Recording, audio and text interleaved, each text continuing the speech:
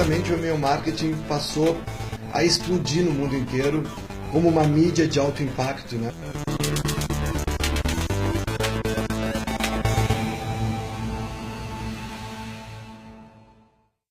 Olá pessoal, tudo bem? Como estão? Estamos aqui iniciando mais um Diálogos Fantásticos, desta vez direto de Porto Alegre com meu amigo Jonatas Abbott. Tudo bem, Jonatas? Tudo bom, Marcelo? Bom dia.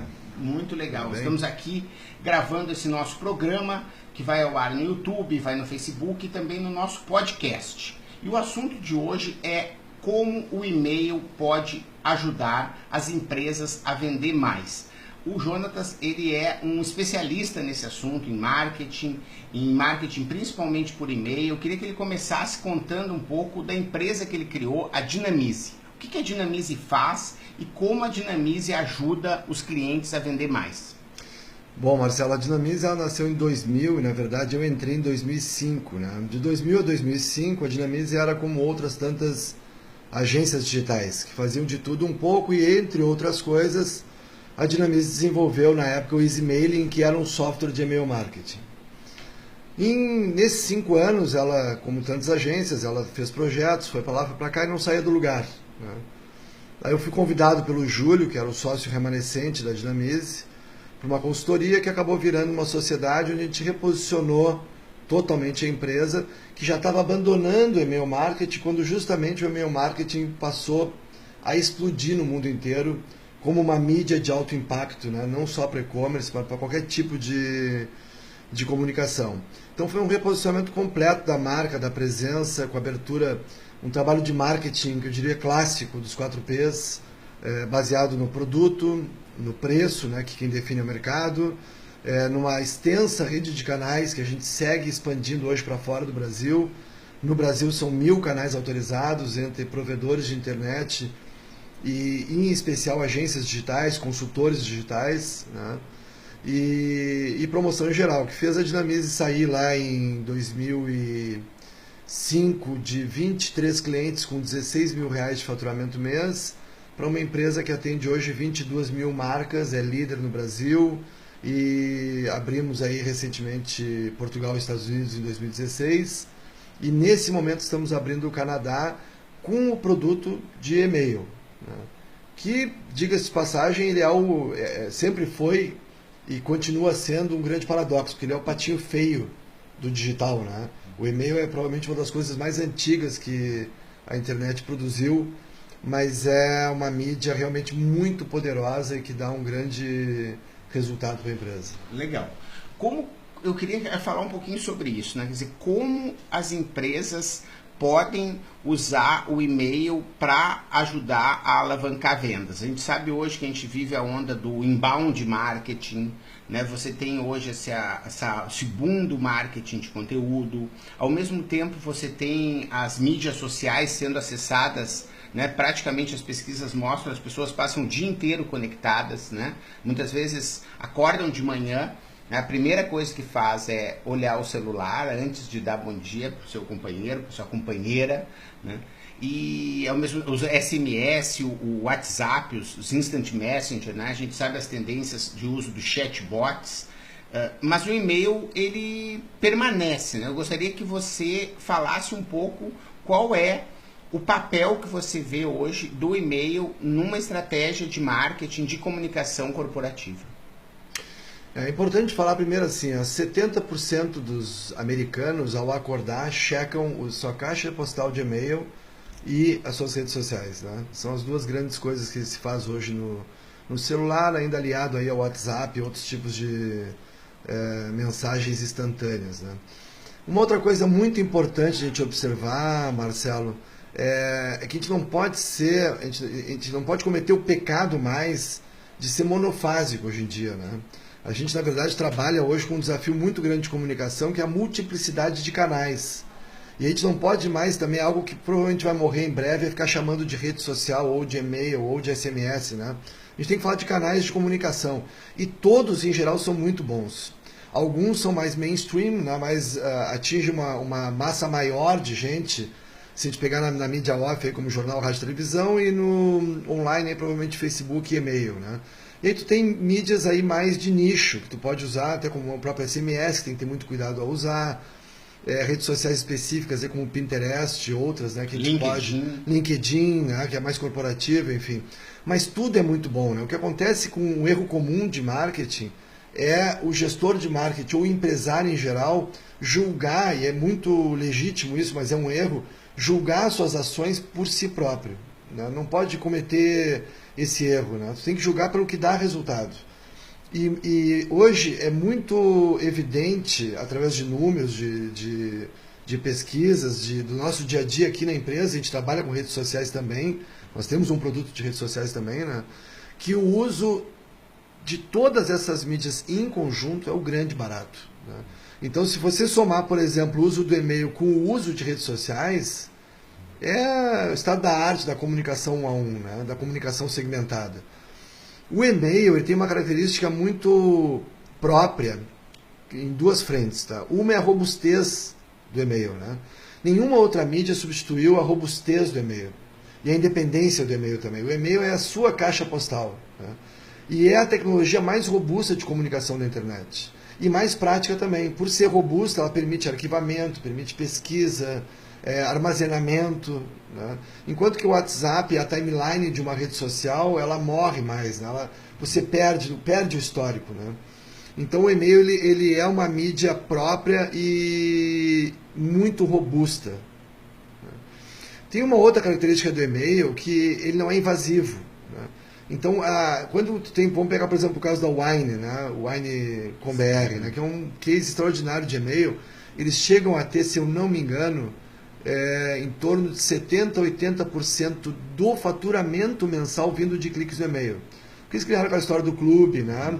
E criaram uma cultura que se encaixa muito bem para esse tipo de produto e para tantos outros, que é uma newsletter em que o destinatário ele não só pode comprar o produto, mas ele se mantém informado. Para quem curte vinho, isso é fundamental. E uma newsletter é muito prática, para a hora que você quiser, entra na pasta ali do Gmail, ou pesquisa pelo Wine, ou guardou ela para ler. E numa leitura muito rápida, você tem acesso diário às tendências, às promoções, ao que está rolando no mercado de vinhos. Né? Mas isso vale para eletrônico, vale para e-commerce, vale para uma série de coisas. O grande problema do e-mail marketing que não dá resultado, e é muito curioso ter citado o inbound, que na minha opinião assim, eu prefiro usar o termo automação de marketing, porque essa automação de marketing que está sendo feita no Brasil, especialmente aí pela RD, por exemplo, é um trabalho fantástico, que vem ao encontro de ajudar, especialmente o PME, que é o grande mercado brasileiro para quem quer vender produtos para empresas. Né? O grande ouro do mercado brasileiro é o PME. E a RD tem feito um bom trabalho nesse sentido. O termo inbound foi criado por uma empresa americana e é um termo que, na minha opinião, não fica muito de pé. Né? Mas essas ferramentas de inbound, elas são baseadas em quê? Em e-mail. Né? Apesar de ter ali módulos de analytics, módulos de redes sociais, a estratégia de inbound é produzir um conteúdo, um e-book, e enviar ele por e-mail. Né? A captação do lead, que eles chamam, é quando o sujeito justamente preenche o seu e-mail. Né? Mas, voltando à questão da multiplicidade de canais, e falando já uma outra coisa muito interessante, que tudo que se fala de internet, a gente está falando de segmentação. Segmentação começa por tu ter o e-mail do cara, por isso todo mundo quer o e-mail. Né? E em cima do e-mail, e a gente tem um aplicativo, por exemplo, no nosso software, que interliga com o Facebook, tu pode fazer uma campanha no Facebook de opt-in, que é a captação de base. Qual é a grande dificuldade do e-mail marketing? É a base. Não dá para comprar, então muitas agências que não entendiam o e-mail, pegavam o JPEG da promoção, jogavam em alguma base qualquer, muito mal cuidado, e esperavam que aquilo desse algum resultado. Não dá. Não dá resultado. Agora, se você tiver uma base engajada, segmentada, e uma peça feita para a mídia e-mail e para aquela base segmentada, provavelmente será a sua mídia número 1, batendo provavelmente até mesmo o Google. Nesse aspecto, essa integração com o Facebook é fantástica, porque há um aplicativo que a gente se instala no Facebook, faz uma campanha, e ele aperta um botão e o Facebook já entrega direto para o e-mail Twizy próprio, o nosso software, aquele e-mail enriquecendo a sua base. Né? E se você trabalhar direito o seu CRM dentro da empresa ou mesmo dentro do nosso software, tu já pode segmentar dizendo quem é esse cara no Facebook também. e começar a fazer ações cruzadas, onde eu falava que é o estado da arte. Né? Então tu pega, por exemplo, os seus evangelizadores no Facebook e no Twitter e dispara uma campanha de e-mail marketing específica para eles. Né? Ou o contrário, pega quem leu e quem clicou, e isso é uma coisa fantástica que o e-mail marketing pode te dar, que é um relatório de quem clicou e onde clicou dentro da peça de e-mail, né? Te dando uma linha editorial bastante apurada de quem é aquele teu leitor, né? Inclusive concorrentes, concorrentes, parceiros, amigos, canais e clientes, né? E aí você pode extrair de quem clicou naquela peça de e-mail específica de uma pizzaria, por exemplo, e fazer uma campanha para eles específica nas redes sociais, né? Ou incluir, inclusive, aí também o SMS, que também está integrado na nossa ferramenta, em todas as ferramentas de e-mail hoje em dia, fazer uma segmentação bastante apurada também dos seus leitores de e-mail marketing e fazer ações específicas de SMS, ou simultâneas de SMS, redes sociais e e-mail marketing. Né? Mas o e-mail marketing é uma mídia onde você fala diretamente com o seu consumidor, com a sua base, sem intermediários. Né? A gente sabe que o Facebook entrega aí, provavelmente em torno de 10 a 20% do que é publicado na sua timeline. Né? Então, quanto mais você lê, quanto mais eu leio os seus posts, mais ele vai me entregar os seus posts.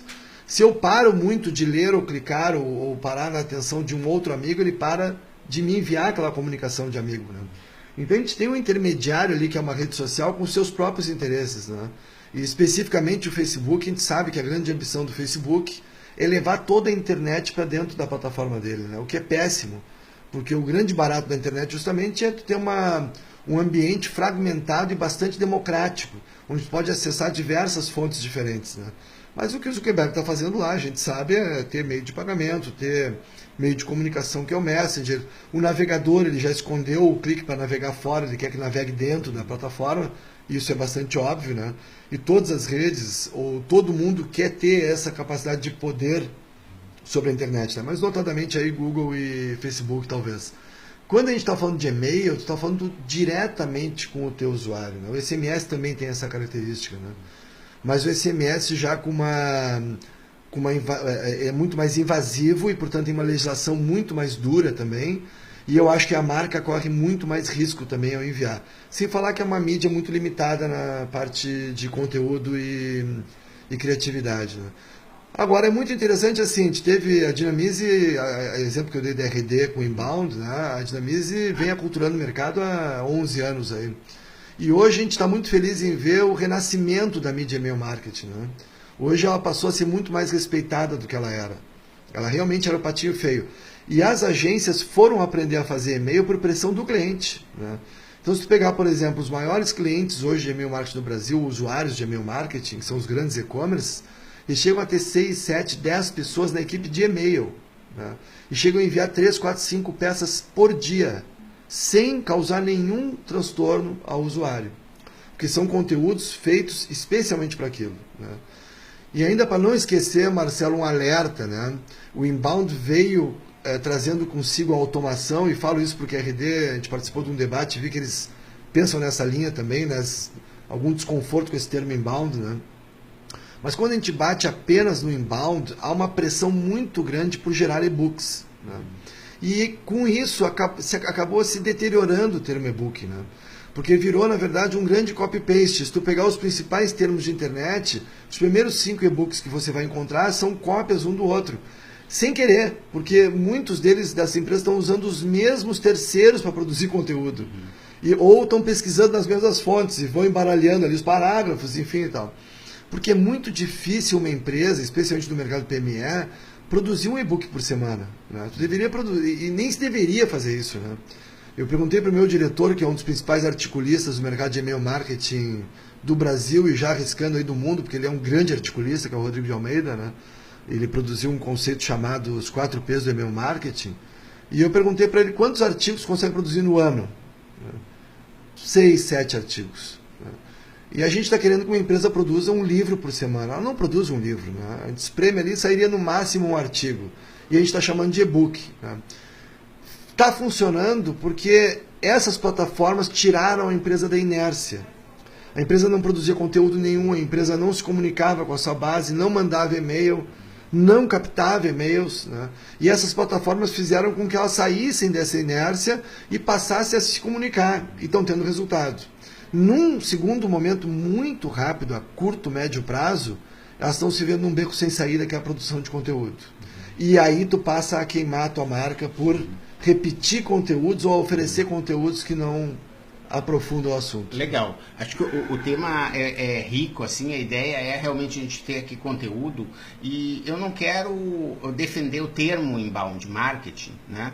Mas eu quero defender uma postura das empresas investirem em conteúdo rico para que o cliente, quando precisar saber, né, sobre e-mail, por exemplo, ele vai encontrar lá na Dinamize um conteúdo que diz, olha, como é que são as melhores práticas, como faz um e-mail bem feito, como limpa a base, quer dizer, e eu concordo com você que o e-book vem sendo prostituído, vamos dizer assim, no Brasil, né? Porque se você for ver na teoria mesmo, né, que é a empresa americana, que é a HubSpot, que criou esse termo, né, você vê que eles indicam o quê? Que você tem que dar algo em troca do cadastro da pessoa, né? Então, esse algo pode ser um e-book, mas pode ser um webinário, pode ser um simulador, ele pode ser uma planilha em Excel, ele pode ser uma ligação, uma consulta de um consultor que vai te ligar, né? Mas... Quer dizer, só que o que acontece é, para automação, e virou na moda no Brasil, principalmente, né, a história dos e-books, e muito mal feito. É, mas veja o seguinte, Marcelo, vamos raciocinar aqui, ó, por que obrigar ele a dar o e-mail em troca de algo, ainda mais quando tu sabe que está correndo risco de entregar algo nem tão bom assim, né? Por que não trabalhar? O conteúdo é fundamental, tudo que a gente fala hoje é conteúdo, inclusive o promocional. É um conteúdo difícil de ser feito, né? Tem que ser muito bem trabalhada a arte, no e-mail para chegar na caixa postal do destinatário, porque os provedores querem tentar barrar qualquer tipo de comunicação mais em massa. Tu tem que misturar imagens com texto, então tu tem que realmente trabalhar um conteúdo, além de bom, muito bem produzido, né? Agora, por que não focar no conteúdo e com o conteúdo acabar ganhando naturalmente a base do cliente, né? E aí eu vou te dizer o seguinte, não é só no Brasil, eu não vou citar o nome, tá, para não ser agressivo aqui, mas uma das maiores, ou talvez a maior empresa de inbound do mundo, americana, produziu um e-book, eu não me lembro agora exatamente a palavra em inglês, que eram 5 coisas para fazer numa ligação de vendas, né? Na verdade, o termo justamente que a empresa americana usou era sales call, né? E a filial brasileira dessa empresa reproduziu esse mesmo artigo e não fazia o menor sentido o título falando ligação de vendas, né? E eu não entendia, era um embaralho o artigo, né? E aí eu fui pesquisar o artigo original, fui achando que vinha do original, e eles simplesmente usaram um Google Tradutor, provavelmente, mudaram quem assinou o e-book, tá? E sales call é um termo, uma gíria corporativa nos Estados Unidos para um encontro de vendas, muito ligado a eventos, mas é um encontro pessoal. Por isso se falava 5 coisas que tu fala numa hora de sales call.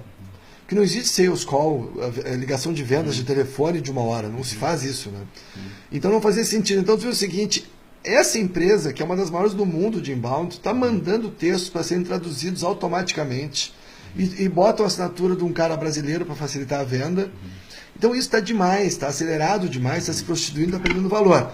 Então isso eu estou largando como alerta, porque o que se chama de inbound marketing, que literalmente diz o seguinte, que essa é a grande bobagem na minha opinião, né? Esqueça o marketing tradicional. Se você gerar um conteúdo tão bom, o cliente salta para dentro da empresa. Quase que literalmente a empresa que criou isso nos Estados Unidos diz que é isso inbound, né? Então acho que é muito melhor a gente falar a nossa língua e falar em conteúdo, automação de marketing e conversão de clientes. O próprio conceito de lead está errado quando se fala de inbound. Lead, na teoria do inbound, existem vários e-books sobre isso. Isso é um tremendo engano técnico de quem trabalha com vendas. Sabe que a minha escola é de vendas, né? Quem botou o e-mail eles chamam de lead. Não, isso não é um lead. Isso não é um lead. Lead é aquela empresa ou consumidor que notadamente tem sinergia e potencial para comprar o seu produto e por algum motivo entrou no seu funil de vendas, né?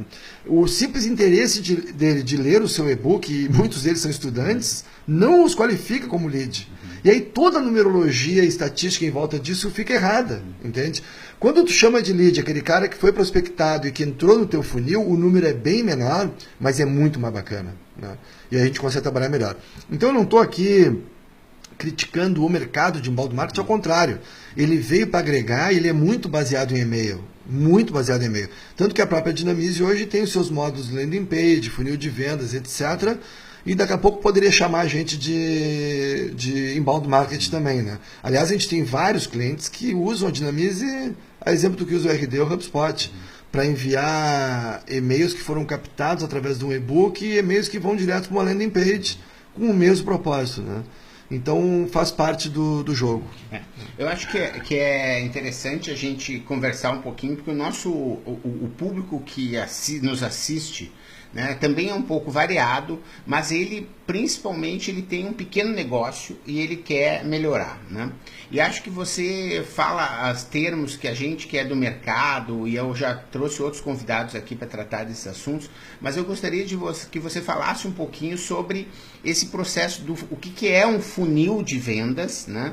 E como o e-mail pode e junto com as redes sociais, fazer com que o cliente ele ingresse no funil, né? Que é isso que a gente estava conversando, o cara entra, né, o funil ele tem esse formato, né? Então o cara entra no funil e ele vai passando por vários estágios até ele deixar o cartão de crédito ou ir na loja ou fazer uma ligação para efetivamente comprar, né? Eu gostaria que você, com a sua experiência, falasse um pouquinho de como você vê que o e-mail e as soluções que a Dinamize tem podem ajudar, né, a micro e pequena empresa a conseguir fazer com que esse cliente, essa jornada pelo funil, ela seja mais suave, né, e você possa ter uma conversão melhor. Eu poderia falar muita coisa sobre isso, Marcelo, mas hoje eu vou falar algo que eu acho que pode ser uma novidade bastante interessante para muita gente, tá? A gente repara que a maioria, uma boa parte, talvez metade até da nossa base de clientes, não lê relatórios de e-mail, né? Mas esses relatórios, eles contêm dados interessantíssimos, né? Um deles é o de leitura, obviamente, que diz quem leu e quem não leu o e-mail, mas tem um outro relatório que ele é fantástico, que é quem clicou na peça de e-mail. Então, quando tu pega um sujeito que clicou na tua peça do e-mail, é um cara que no horário de trabalho ali, provavelmente no horário de trabalho, a gente tem a hora, inclusive, que ele clicou, ele parou o que ele estava fazendo, se absteve da sua própria empresa e se teletransportou para a empresa de quem enviou o e-mail. Ele foi visitar. Esse sujeito, ele é ou um amigo da empresa, ou ele é teu inimigo, que são as duas menores partes, certo? Se tiver uma base aí de 100 mil e-mails, por exemplo, a menor parte dela vão ser de amigos pessoais aí, ou parceiros, e de concorrentes, né? A grande maioria dessa base é de clientes, de leads, de potenciais leads, né? Quando a gente pega o cara que clicou na peça de e-mail, ele é um lead de altíssima temperatura e a gente muda o status dele no funil e no processo de venda. Porque esse cara, ele clicou, ele se teletransportou. Ele é o cara que está na hora de ser abordado. Poucas empresas hoje fazem uma coisa essencial, né? Eu sou contra deixar toda a parte de e-mail marketing na mão do departamento comercial, porque ele costuma ser muito agressivo e ele pode bulir com a marca da empresa.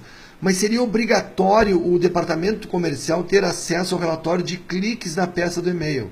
Porque quem clicou na peça do e-mail, cara, é um lead que está fervendo. Ele é o lead que está na hora de ser abordado. E aí tu pode usar então o teu funil para fazer peças específicas de e-mail que vão conduzir para justamente o que a gente chama no treinamento de vendas, para as perguntas fechadas, que vão encaminhando ele para o fechamento. E aí tu olha o relatório desse e-mail marketing, e tu pode fazer uma automação de marketing e-mail, que é muito comum hoje em dia, pouca gente faz, porque já requer um conhecimento um pouquinho maior, que é justamente isso. Quem clicou numa parte do meu site ou em tal tema do meu e-mail, automaticamente recebe um outro. Ei, quem sabe vamos fechar negócio, podemos fazer uma reunião, enfim, tal, algo já mais agressivo para partir para o fechamento. Quem clicou no e-mail é o lead que tem que ser abordado. E num processo de venda, tem uma coisa chamada follow-up que chega a ser responsável por 40% dos fechamentos de negócio. Que é aquele telefonema, e aí, vamos fechar? Esse telefonema cai como uma luva para o relatório de quem clicou no e-mail. Por isso deveria estar na mão do departamento comercial. Quando você tem mapeado que o lead está aquecido, está numa alta temperatura e não aborda ele, cometeu um pecado. Porque entre essa temperatura que ele clicou no teu e-mail e o tempo que ele resolveu ligar, que é só na segunda-feira, hoje é sábado, por exemplo, e ele clicou no teu e-mail, e ele disse o seguinte: segunda-feira eu ligo. Entre hoje e segunda ele vai no shopping, ele recebe o telefonema de um outro concorrente e ele vai embora porque tu perdeu justamente a janela do follow-up, que é uma janela fundamental, né? Então, ler relatório é crucial para entender o que está acontecendo com a tua base. Assim como tem um módulo, que eu não vou me aprofundar agora também, que é um telemarketing para saber por que ele se descadastrou do teu e-mail, né? Para não jogar fora aquele e-mail. Tu deixa como uma base fria. Tu vai trabalhar ela e vai voltar lá adiante a tentar fazer um novo opt-in, né? Mas por isso tudo, quando a gente fala de lead, base, etc., que é importante sempre captar o e-mail no ponto de venda. E é incrível a quantidade de varejistas que não fazem isso, né? E para isso não precisa nem oferecer recompensa. Porque se ele for um amante da tua marca, ou um comprador habitué, ele quer receber o teu e-mail. Nós que trabalhamos com digital, cometemos esse erro de julgar o marketing por si próprio, né? Poxa, eu não quero mais receber e-mail marketing, né? A minha tia Iracema, que mora no interior do Rio Grande do Sul, ela acha um luxo que a CIA manda um e-mail para ela. E ela lê, eventualmente até responde, né? O consumidor tem diversas facetas, Marcelo. E justamente a gente tem que entender essas facetas não pela nossa visão míope, que é única e particular, mas por instrumentos como pesquisa de marketing, que também pode ser feita por e-mail, né? Mas quando você capta nos eventos, nas feiras, no ponto de venda, no relacionamento, quando recebe um cartão de visita que a gente chama de soft opt-in, tu já está construindo uma base engajada. Essa base dá um grande resultado e um grande impacto nas suas vendas, né? É muito importante olhar para isso. Legal. Mas esse assunto que a gente já até abordou aqui e vai abordar outras vezes, né, que é esse processo de marketing, que não é só de marketing digital, hoje é um marketing integrado, on e offline, no ponto de venda, na web, na rede social, no site, e hoje a gente está focando um pouco mais aí no e-mail, né?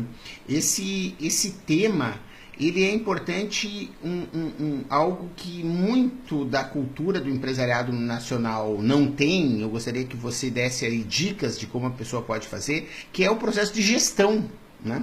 Porque é isso que você diz, olhar relatório é gestão, ver quem é que clicou e onde que é gestão, descobrir o horário é gestão, né? Conseguir fazer com que a equipe comercial receba quem clicou no e-mail, isso tudo é gestão, né? Quer dizer, como despertar nesse nosso empresariado, nesses nossos empreendedores, né?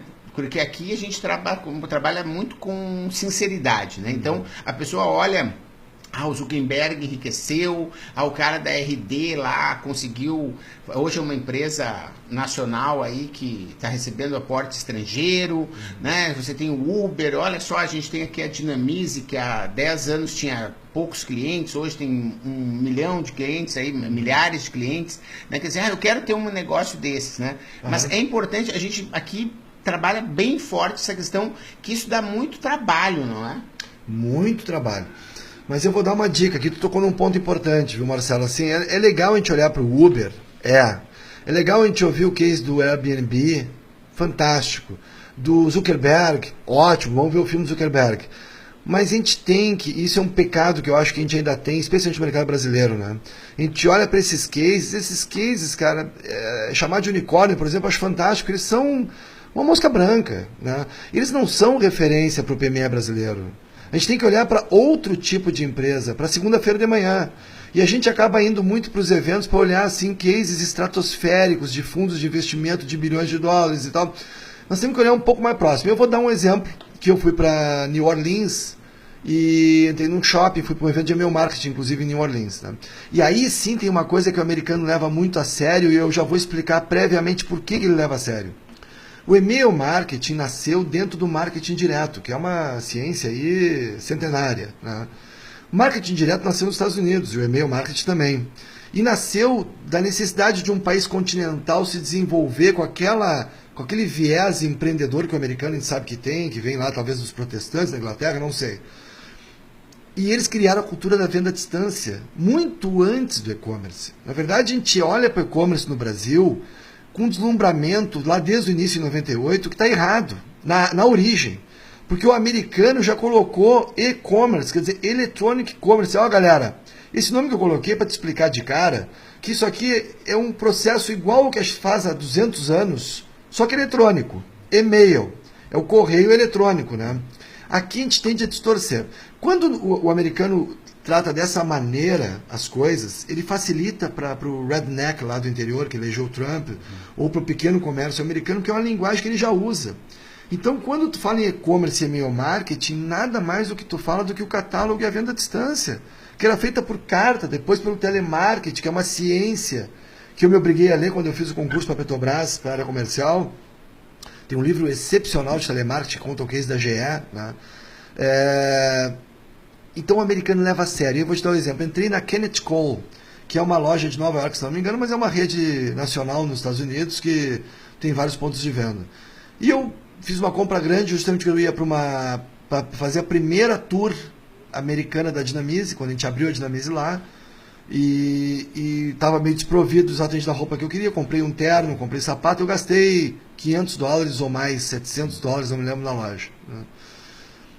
Quando eu acabei a minha... Presta atenção no que eu vou te falar agora, porque no Brasil a gente está acostumado a fazer promoção fake, que é o Black Fraud, né, que o pessoal fala e tal, porque o empresário não leva a sério, entende? E aí quer comprar a base de e-mail. Cara, Kenneth Come deu uma aula de como comprar um e-mail, porque para ela aquele e-mail é caro, porque ela sabe o que aquele e-mail vai dar para ela no futuro, não só no e-mail marketing. Lembrando que tu vira um internauta quando tu ganha uma conta de e-mail, certo? Quando é que a minha filha vai virar uma internauta? Já virou, com 8 anos, quando ela ganha uma conta de e-mail, porque todo o resto pede conta de e-mail para ela. E essa conta de e-mail vai ser usada para as redes sociais, inclusive, no futuro. Então tu tem que ter o e-mail. Quando eu acabei a minha compra e fui para o caixa, ela virou para mim, a vendedora, que aqui no Brasil o vendedor é tratado como um concorrente da loja online, o que é um escândalo.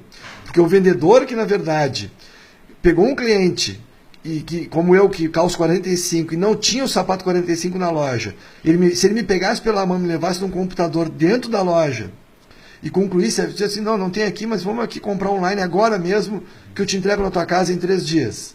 Esse vendedor que vendeu um sapato que não tinha na loja, ele deveria ganhar o dobro de comissão. E no Brasil ele é encarado, o ponto de venda, como concorrente da loja online, quando deveria ser integrado. Essa vendedora, Marcelo, olhem que case fantástico. Ela me pegou e disse o seguinte, gostaria de fornecer o teu e-mail? E ela viu a minha cara de desconforto, ela me pegou para lá, vem cá, e me levou num totem no meio da loja que eu não havia visto, que dizia o seguinte... forneça o seu e-mail, era uma peça de propaganda feita especialmente para captar e-mails. Se nos der o teu e-mail, tu vai ganhar 20% de desconto. Aí eu disse, agora?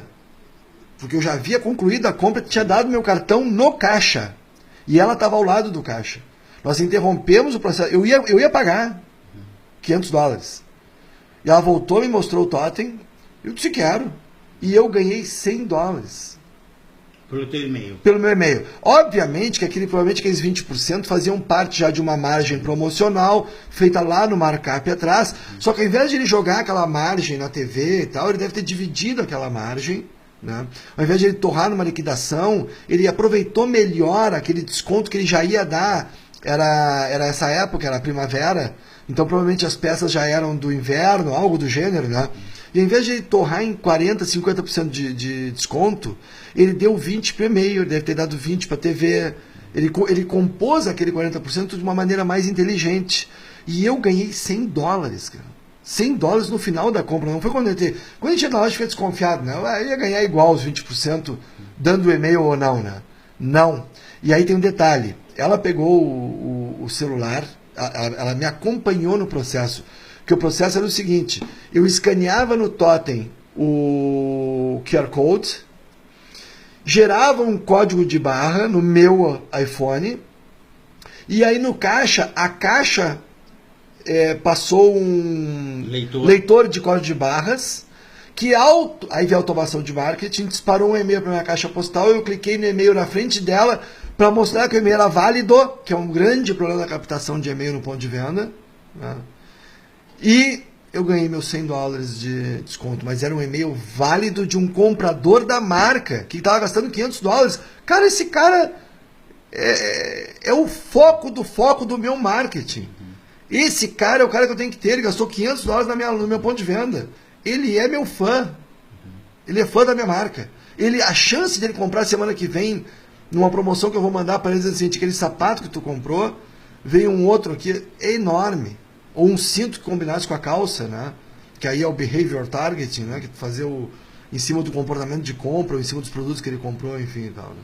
Pois é, então você acabou dando um super case aqui, um exemplo, mas que mostra e reforça isso que eu gostaria que você falasse agora sobre a importância da gestão do negócio, né? Porque isso aí não é por acaso que eles fizeram com isso, né? Você mostra que é todo um engine, né? Toda uma forma de ver quantos % vai para cada mídia, como que eu coloco o totem, como que valida o e-mail, né? E eu acho que a gente precisa sempre nessas conversas incentivar o empreendedor a estudar e a se preparar e a estar se atualizando. Eu gostaria que você falasse um pouquinho sobre isso. A gestão ela é fundamental, né, Marcelo? A gente tem que ter, para e-mail marketing, eu recomendo um planejamento no mínimo de 1 ano. Né? Ou seja, de 1 ano e meio. Porque tu precisaria estar em julho programando o que tu vai fazer a partir de dezembro. Né? Porque aí tu tem já em dezembro datas fundamentais, né, como o Natal e como a Black Friday. Né? E essas peças de Black Friday e Natal elas têm que estar prontas em outubro. Né? E aí tu tem que saber o que tu vai fazer com isso. Né? Tu vai disparar, como tu vai analisar o relatório. Que automação de marketing você vai fazer? Né? Nós acabamos de compor aqui, por exemplo, na Dinamize, uma automação aí de 8 a 10 passos automáticos de disparos de e-mail em função do comportamento de quem entra no nosso site. Então, se ele foi lá e baixou um e-book, ele recebe um e-mail. Ele entrou e virou cliente, criou um usuário, ele recebe um outro e-mail. A primeira vez que ele acessou o software, ele recebe outro. Tem um wizard aqui, tem dicas legais aqui, clica aqui para tu ver. Se ele clicar nas dicas, a gente envia um 4º e-mail. Sabia que tem automação de marketing? Porque a automação já requer... A primeiro conhecimento dele tem que ser como enviar um e-mail, né? Como importar a base, como ele compõe a peça. A gente tem um editor drag and drop lá, fácil, de arrasta e solta, bem intuitivo. Dispara e vê relatório. Ele aprendeu a fazer isso, automaticamente vai um e-mail para ele aprender sobre automação, sobre behavior targeting, né? Sobre inbound marketing, sobre landing pages, né? Então, tu já cria todo esse processo pensando num ano antes, né? Então, a gente tem já um comportamento definido de automação para 1 ano. Mas aí tem as ações pontuais, né? Que vão em datas comemorativas. A gente sabe que o Dia das Mães, Natal, são as 2 grandes datas do ano. Mas tu tem a Páscoa, tu tem Dia dos Pais. Cada data dessas requer, às vezes, 5, 6 e-mails diferentes, né? Porque dependendo do teu cliente, tu faz um e-mail para ele fazer o e-mail. A gente faz muito isso aqui. Não se esqueça de fazer a sua campanha para o Dia dos Pais. Então, se tu é uma empresa que atende empresas, é muito legal tu dar essas dicas, né? Porque tu vai agregando um valor real para o resultado da empresa, né? Então, agências, softwares, bancos, né? As empresas de investimento, todas elas têm que gerar resultado, né? Mas às vezes pode gerar através de conteúdo. Então, aí tu gera um planejamento que envolve desde a parte de comunicação, marketing na composição do produto, do markup, do preço, as fases de desconto do ano, né, que são as estações para e-commerce, né, de roupa, que já tem tudo planejado, né, os gatilhos de quando vão queimar estoque, quando que entra a coleção nova. Né. Se tu já sabe tudo isso, tu tem que pré-planejar. Né. E aí, o que tu pré-planeja junto, que foi muito legal tocar nesse aspecto do funil de vendas e equipe de vendas, né? E aí que vem o negócio do cruzamento com o telemarketing. Não aquele telemarketing xarope automático das operadoras de TV a cabo ou de cartão de crédito. O Moacir Franco, que liga para te vender o ômega 3. Exatamente. Seria aquele meio... O telemarketing, na verdade, que eu nem chamo de telemarketing, né? Que eu chamo justamente de follow-up, de prospecção de vendas, que é um vendedor qualificado fazer uma ligação, né? Para quem clicou. Então, quando tu cruza esses dois mundos, o off e o online, é o estado da arte.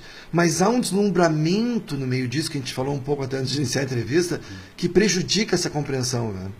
O telemarketing acabou, né? O digital, acabou o rádio, acabou o e-mail, acabou a TV, acabou a visita, né? Tudo à distância. Não é. Né? Então, esse planejamento de ações, né? De cair o relatório de cliques do e-mail, ou o relatório de curtidas do Facebook, o relatório de comentários, né? E tu entregar na mão da área comercial, e a área comercial fazer telefonemas bastante planejados, né? Muito bem feitos, né? Ou visitas pessoais, ou abordagens em eventos para esses evangelizadores, né? Ou tratar com os detratores, que tu pode ter justamente também tanto nos opt-outs do teu e-mail quanto nas críticas de redes sociais, né? Essas ações elas podem ser feitas no planejamento de comunicação, marketing e comercial da empresa ao longo do ano. Pode envolver fidelização, que é justamente a parte de cancelamento, ou churn, né? Como se usa quando a gente fica americanizando os termos de marketing, né? E tu faz todo esse planejamento que ele compõe, na verdade, para mim, a vida toda da empresa, né? Não pode fazer separado, né? E tu faz essas ações concatenadas, e tu já sabe. E depois tu tem que deixar o oxigênio, né? Porque eu também sou um pouco crítico da coisa do planejamento estratégico, porque ele pode engessar. Então tu planeja as suas ações todas e deixa reuniões de avaliação onde tu tem o oxigênio necessário para o insight. Porque tu não pode perder jamais o insight. Mas há um erro muito comum que para o pequeno empresário vai se identificar imediatamente com isso que eu vou falar agora, que é o medo ao fazer planejamento de perder o que ele tem de melhor, que é ser pequeno. O que é o bom do pequeno? O pequeno não cai numa área de telemarketing, ou de call center, ou de atendimento. Ele é atendido pelo dono, pelo gerente. Quem dá o treinamento é o próprio vendedor que vendeu. Isso acontece na própria Dinamize. Né? Não pode perder isso. Né? Então, tu não pode perder o espaço para o insight, para a improvisação. A improvisação é o laço que o pequeno dá no grande. É a capacidade de se mover com agilidade, né? Mas isso tu não perde se tu fizer o planejamento, fizer o acompanhamento que permita mudar esse planejamento, né? Agora, óbvio, tem que usar sistema, tem que usar gestão, mas hoje a gente tem aí aplicativos, softwares de gestão de lead, quase que gratuitos ou gratuitos, né, para usar, né? Eles todos têm APIs que integram com as nossas ferramentas de e-mail marketing, de redes sociais, né? Integram com o CRM. Agora, eu não sei como é que está o nosso tempo aqui, mas um recado para mim crucial é assim: falou em internet, falou em segmentação. E isso dá trabalho. Né? Então tem que guardar o lead, tem que guardar o e-mail, o telefone, o endereço de casa, o sexo, a idade, a preferência, os produtos que ele compra, né? Para ter justamente o behavioral targeting, que é tu basear tuas ações no comportamento, né? Que é o auge da segmentação. Então, se segmentação é o grande barato, tem que cuidar para ter sistema, para estar interligado com o CRM, para olhar um a um. E recomendo olhar não só o Analytics, mas o relatório de cliques e leitura. E vou contar um caso bem rápido aqui. Certa feita, nós estávamos prospectando uma empresa de Porto Alegre, acho que era. E casualmente o CEO era meu amigo. E eu gosto de analisar relatórios de leitura de e-mail, né? E me chamou a atenção que esse CEO havia lido 30 ou 40 vezes a nossa peça de e-mail, em horários e dias diferentes, né? Aí tu raciocina, por que ele voltou no dia seguinte no mesmo e-mail para ler de novo, né? Não era isso. Cada vez que tu encaminha uma peça de e-mail marketing, contabiliza uma leitura, porque há uma abertura de um novo box na tela de e-mail, e aquela figurinha HTML lá que contabiliza a leitura, ela contabiliza de novo, né? O que ele estava fazendo? Ele estava encaminhando a nossa peça de e-mail marketing para outras áreas da empresa dele. E eu peguei imediatamente, virei para minha equipe: quem atende a empresa tal? O gerente, quando ele botou a mão, disse: liga e fecha, que tu vai fechar negócio agora. E ele ligou e fechou. Depois eu liguei pro CEO, disse: vem cá, tu pegou nossa peça de e-mail e encaminhou para várias pessoas da empresa para cobrar o fechamento, não foi? Ele disse: foi, como é que tu sabe, né? Não, pelo relatório de e-mail, né? Ele pegou aquela peça de e-mail marketing, chamou a atenção dele as notícias da empresa e cobrou 2, 3 setores porque a gente não está enviando ainda, né? Então tu vê como o relatório de leitura nem era cliques, né? Ele me deu a temperatura daquele lead que eu estava trabalhando. Isso também pode ser feito via redes sociais, né? Aquele cara que está trabalhando, ele andou curtindo a empresa, a página da empresa, um post específico técnico, né? Ele comentou alguma coisa, cara, ele é um lead de temperatura. Então, é difícil tu ter setores para tudo isso, porque dá muito trabalho. Mas é possível tu fazer o básico, que é uma boa peça de e-mail com um bom conteúdo, fazer e-books, ou seja, artigos, ou seja, posts, né, para redes sociais, dá para fazer. O próprio dono, o próprio gerente que entende do conteúdo, né? Mas tem que ter essa vontade sempre de aprender, né? Por isso que eu gero esse conteúdo hoje, principalmente para despertar nas pessoas esse interesse pelo conhecimento, né? Eu tenho agora, recentemente, estou com uma turma na pós-graduação, que eu estou dando aula na Estácio de Sá, e ela tem uma rotisserie, né? E ela fica me dizendo, mas olha só, eu tenho problema de venda, mas olha só, e ela leva uma torta de frango que é maravilhosa, e leva não sei o quê.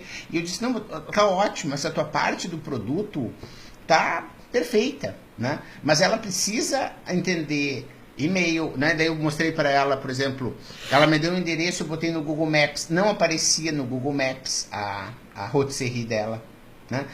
A página do Facebook fazia 20 dias que não tinha nenhum tipo de atualização, né? Então, existem questões que são básicas que precisam ser feitas, né? E acho que é isso que tu tá aqui trazendo para nós, e eu queria que você falasse um pouquinho sobre o diferencial, né, dessas soluções que a Dinamize tem, porque a gente já citou aqui HubSpot, a gente citou RD, a gente tem o MailChimp, que é talvez seja líder mundial aí no envio de e-mails, né? Quer dizer, o que faz uma empresa brasileira tá investindo numa ferramenta de e-mail e querendo levar essa ferramenta para o mundo todo? Quais são os diferenciais da ferramenta das soluções que você tem para e-mails e para redes sociais? Eu vou te responder, Marcelo, só pedindo que tu volte depois no assunto venda dessa rotisserie, porque eu gostaria de dar um toque. Não, podemos falar sobre isso agora e depois a gente faz, né? Nem sempre não. É muito comum que o produto que venda mais não seja o melhor produto. É muito importante a gente entender que a alma de uma empresa é o produto, não há dúvida, né? A escolha do produto que ele tem no mercado. Mas a qualidade dele muitas vezes não é o fator, infelizmente, né? Quem vende melhor quem vende mais é quem sabe vender e quem tem o melhor marketing. E todos vocês sabem que é muito comum a gente ver às vezes um produto campeão de venda que não é o melhor produto. E a gente pega vários exemplos aí no digital, ou na internet, ou na tecnologia, como Cisco, Windows, Apple, Facebook e tantos outros, que ao lançarem seus produtos estavam longe de estar prontos, eram produtos até ruins, mas a sacada deles, a essência do produto era boa e tinha mercado. Começaram a vender e começaram a arrumar o produto com o andar. Mas as pessoas querem vender, Marcelo, mas não querem entender de venda. E o brasileiro não respeita muito a área de vendas, né? O vendedor é muito desrespeitado, a profissão de vendedor no Brasil. Se você quer vender, não importa como, internet, rotisserie, ponto de venda, tem que entender de vendas. E nós temos uma carência gigantesca de eventos bons de vendas, de livros bons de vendas e até de palestras. Melhorou muito. Há 10, 15 anos atrás eu diria que não tinha quase nenhum, né? Hoje já melhorou. Mas a gente tem que entender melhor do processo de venda, né? E aí a gente faz essas missões e vamos lá para o Vale do Silício, olhar a sede do Google, da Apple, os campos, enfim, etc., né? A gente está olhando ali, gente, é muito bacana ver aquela cultura que se vende hoje. O americano sabe muito vender a sua própria cultura, né? Com a música, com o cinema e agora com a internet, né? Então tu vai para lá e volta deslumbrado com uma cultura do Vale do Silício que se desenvolveu a partir do sucesso de grandes companhias. Mas a gente tem que ter um olhar crítico para saber que o que a gente está vendo lá na sede da Apple, do Google e do Facebook é a consequência do dinheiro e não a causa dele. A causa dele é o que eles fizeram na garagem, lá atrás. O grande sucesso do Google foi o algoritmo, o produto que eles criaram de busca. A grande sacada da Apple foi lá a maneira como eles enxergaram a usabilidade do computador pessoal, né? E o Windows... Depois do iPhone, né? E depois do iPhone, nem se fala, né? É incrível, né? Tem o filme com o Fassbender, ele olha para a filha a uma certa altura e diz: eu vou acabar com esse teu Walkman aí, vou botar 500 músicas no teu bolso. 500 mil músicas no teu bolso, né? Ele olhou assim, uma visão muito de necessidade de marketing, né? E então isso é fundamental, mas a gente tem que entender que é o que eles fizeram lá na garagem, entende? Aquela exuberância que a gente vê na série. É como eles souberam também vender o que eles fizeram na garagem. A venda. Cara, Steve Jobs, assiste os vídeos dele mesmo no YouTube, né? Ele era um excepcional vendedor. E aqui eu vou falar uma outra coisa genial, que acho que pouca gente percebe, né? O Steve Jobs fez pela profissão do vendedor e pelas vendas algo impensado, que pouca gente destaca. Quem já entrou numa Apple Store, numa loja da Apple nos Estados Unidos, fica deslumbrado em perceber que não existe caixa, não existe estoque, pacote, entrega de pacote, nada. Existem 30, 40, 50 vendedores na loja que eles são uma unidade completa. Eles vendem, eles cobram, cada um deles tem um iPhone que é uma máquina de cartão na mão. E se você olhou o produto do lado da porta da entrada da loja, o vendedor atendeu do lado da porta, não precisa nem ir até o fundo da loja, nem até o meio. Não sai da onde o vendedor estava. Ele está do lado do balcão do iPhone, ele disse, esse iPhone aqui, me dá o cartão aqui e tal, ele volta com a sacola onde você estava, entregando na sua mão, e você sai caminhando da loja. Ele revolucionou o ponto de venda, acabando com a fila, com o caixa, com o pacote, com tudo. Ele fez, e aí ele deu pra gente uma aula de venda. Como pode simplificar uma venda no ponto de venda, né? E aqueles caras são profissionais. Inclusive há um livro que explica como é o comissionamento daquele profissional, né? Porque ele é um grande especialista que ensina sobre isso, né? Então nós temos que entender de venda. E a venda existe um processo. Uma vez eu entrevistei alguns CEOs aqui pro Terceira Terça e perguntando o que eles achavam que era venda, né? E muitos responderam que era uma arte, que era um dom, né? Naquele conceito que a gente tem que a criança que é comunicativa, né? No colégio ela vai ser um bom vendedor, né? Esqueçam isso. Conheci grandes vendedores que falavam muito pouco. Aliás, há um momento da venda em que o vendedor tem que calar a boca.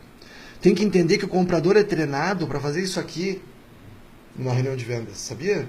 Porque quando ele faz isso aqui, fecha a boca, quando dois seres humanos se encontram... Só para quem está ouvindo o podcast, é cruzar os braços, né? E ficar... Isso, cruzar os braços, e ficar em silêncio. É uma técnica de comprador. O comprador aprende isso no treinamento. Porque quando há dois seres humanos conversando e um, quase que até arrogantemente, agressivamente, não abre a boca, gera uma ansiedade enorme no outro, e o outro começa a falar e começa a queimar etapas que ele já tinha, como descontos que ele não ia dar, coisas a mais que ele não ia fornecer... E o vendedor tem que saber a hora de ele fechar a boca, que a gente chama do momento num processo de vendas das perguntas abertas, que é onde tu pergunta coisas como, qual, o que, quando, que tu obriga o comprador a contar sobre a sua empresa e ao contar coisas para si, confiar no vendedor, ajudando no processo de conquista de confiança e venda. Depois tu tem as perguntas fechadas que encaminham para o fechamento, cujas respostas são sim ou não, né? Você concorda que o meu produto é o melhor para a sua empresa por causa disso, disso, disso? Então, entender essas técnicas, venda é técnica e tem que ser repetida. Legal. Vamos só voltar aqui então para a pergunta, né? Podemos até fazer em cima dessa minha aluna, que é dona de uma rotisserie. Como e que produtos a Dinamize tem para ajudar essa empreendedora, essa empresária a vender mais? Porque o produto, de novo, né? O produto ela está fazendo bacana, mas ela está sofrendo com problemas de vendas. Como que a Dinamize tem soluções tecnológicas para ajudar uma empreendedora dessas e outras, é óbvio, mas pegando esse caso, né, a vender mais? Foi muito legal tocar nesse ponto e tocar no ponto de citar MailChimp, por exemplo, americana, que é um case que nos inspirou, uma empresa que nos inspirou e tem nos inspirado na nossa expansão internacional para Canadá, Portugal e Estados Unidos e para alguns países que a gente tem vendido online, como Austrália, Holanda, Colômbia, México e etc. Né? E vou te falar por quê, Marcelo, e aqui vai uma crítica junto, contundente, talvez um pouco polêmica, ou se queixam que é polêmica quando eu menciono isso, né? Quando eu entrei na Dinamize em 2005, eu tinha uma cabeça muito parecida com tantos outros pares que eu conheço no meu mercado. Vender a Dinamize em até 3 anos. Né? E é curioso que sempre que alguém anuncia que vendeu a sua empresa no Facebook, instantaneamente se acumulam parabéns nos comentários, né? Pergunto, se sair amanhã a notícia de que o Zuckerberg vendeu o Facebook para uma empresa alemã, nós vamos dar parabéns ou vamos dizer o que aconteceu com o Facebook que ele vendeu a empresa? Eu acho que a gente vai ficar um pouco surpreso, eu acho. Né? Então, algum problema houve, né? Se a empresa era boa para todo mundo, boa para o cliente, é um bom produto, ela arrebentava, bombava nas redes sociais, ela provavelmente gerava um bom lucro para os seus empreendedores. Por que ele quis vender, então? Né? E se criou essa cultura, os grandes ídolos que a gente tem no digital são caras que venderam suas empresas. Né? Tipo, o chegar lá no digital brasileiro é quando em 3, 4, 5 anos vendeu a empresa. Se não vendeu, né? E eu tinha essa cabeça também. E quase vendi a Dinamize. Nós quase, eu, meu sócio aqui, que eu não citei ainda, o Alan Luz, que foi o grande empreendedor ao meu lado aqui na Dinamize, nós dois que comandamos a Dinamize, nós queríamos vender. E quase vendemos, chegamos a assinar um termo, um MOU, né? um termo de ajustamento. Né? Conversamos com 15, 17, 20 empresas que queriam comprar a Dinamize quando ela começou a explodir. Né? Graças a Deus deu errado por uma questão do comprador na época. Né? Quando a gente tem a cabeça, Marcelo, de vender a empresa na área de tecnologia, é porque a gente não está desenvolvendo um produto para 30 anos. A MailChimp, a HubSpot e a Constant Contact americana, a Responses americana e outras tantas empresas de mídias, né? E é curioso que hoje nos Estados Unidos está se mudando um pouco o conceito de e-mail, de provedor de e-mail, né, para provedor de every channel. Né? Esses caras, eles construíram softwares pensando em 20 anos, 30 anos. E esse foi o grande quebra de paradoxo, ou a grande quebra do paradigma inicial da Dinamize, que foi quando a gente descobriu que nós não queríamos mais vender a Dinamize, que ela podia dar o dinheiro suficiente que nós queríamos, e ela podia nos dar mais do que isso, o emprego dos sonhos, e um ambiente que nos daria a jornada, porque tudo que a gente fala em relação a isso, a gente está falando de vida do ser humano. Né? E não existe um chegar lá, amigo.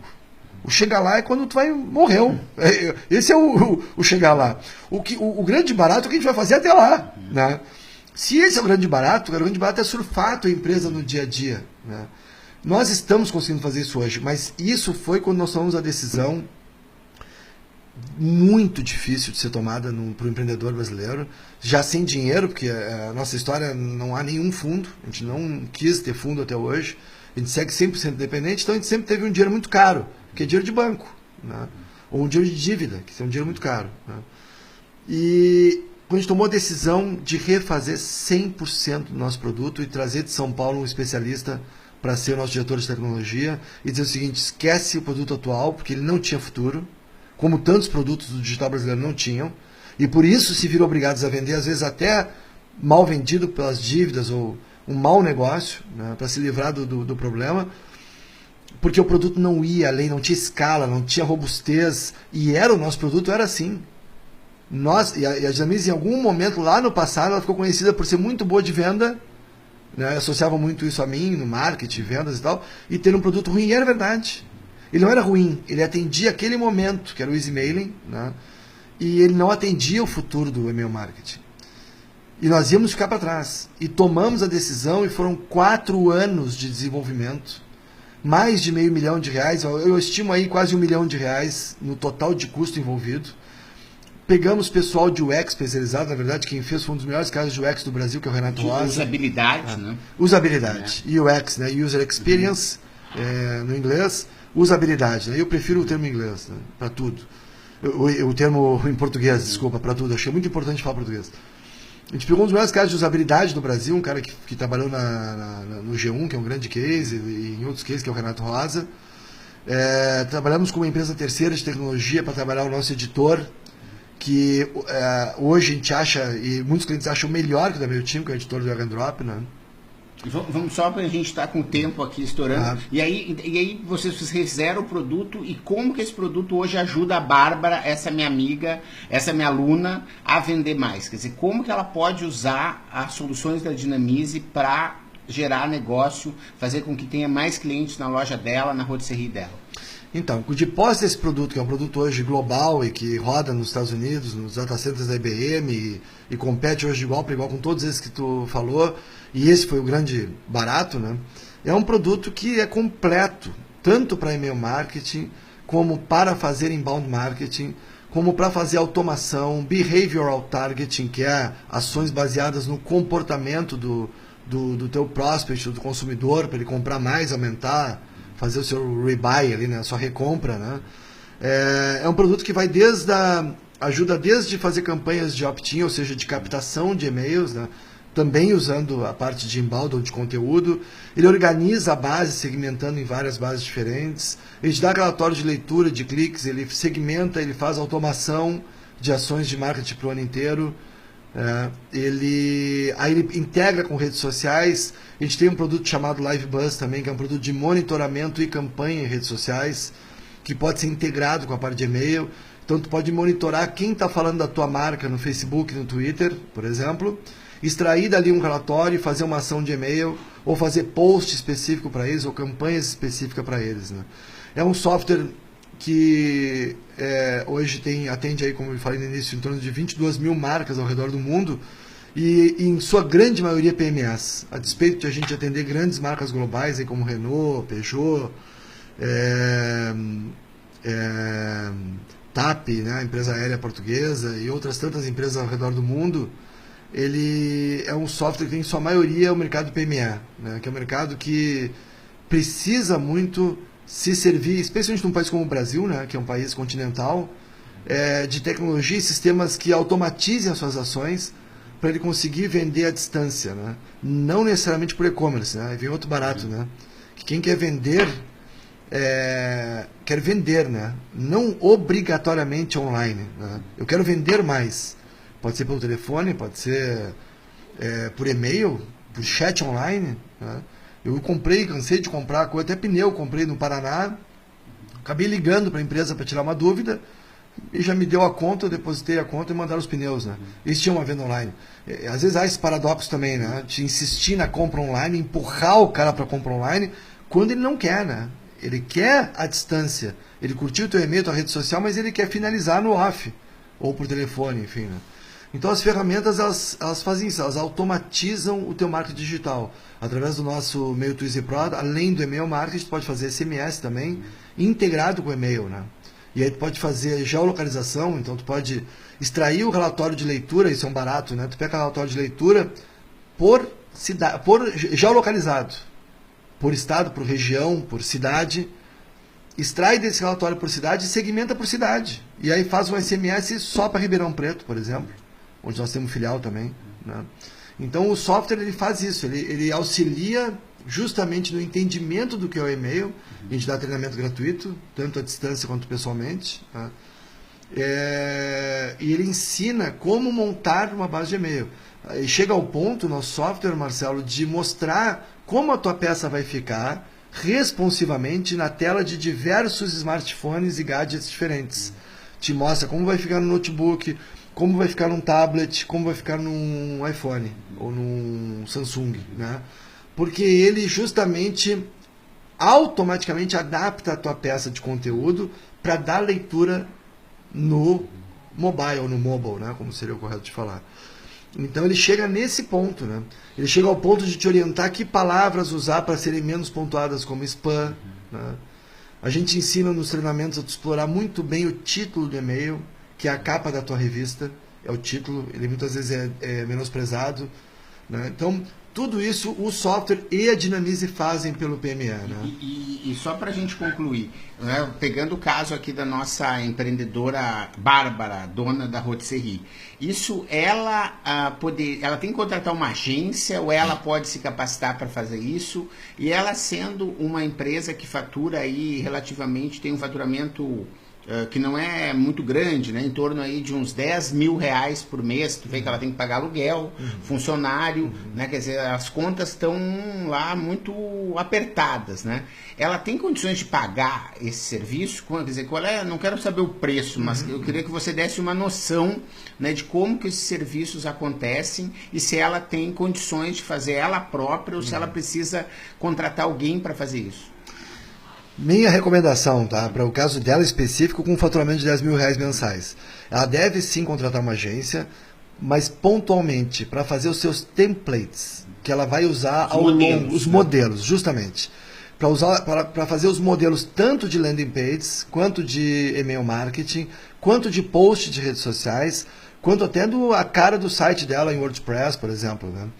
Ela vai pagar uma vez só, existem várias agências de vários tamanhos diferentes, com preços acessíveis, que vai permitir depois ela fazer o que eu acho que ela deve fazer, que é ela operar sozinha.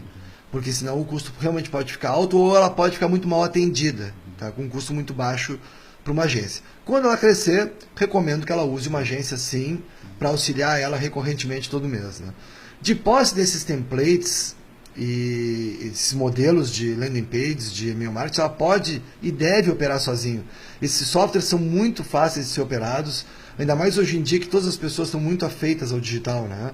Porque usam internet banking, porque usam softwares de medição de temperatura, de mapas, né? Todo mundo hoje já tem uma noção de navegação no digital, né? Então os softwares são muito fáceis de usar e empresas como a Dinamize treinam muito facilmente também os seus clientes, né? E dão um suporte recorrente também, muito fácil para a empresa usar, né? Então ela vai conseguir obter o resultado. E aí tu veja o seguinte, se ela montar uma newsletter, uma peça de e-mail, com diferentes tortas que ela faz, né? Ou melhor ainda, que ela envie uma torta por semana por e-mail, ela vai depois ter o relatório de cliques, qual foi a mais clicada. Vai dar para ela uma linha editorial, olha que curioso, né? Uma linha editorial que é marketing puro, que é qual produto dela está tendo mais leitura ou mais cliques, né? A pizzaria faz muito isso, né? Ela vai ali e coloca em destaque numa newsletter a portuguesa, que era a pizza menos vendida na newsletter anterior, ou o vinho menos clicado na newsletter lá da Wine, né? Tu pode botar ele em promoção, ou tu pode explorar melhor aquele tipo de uva, né?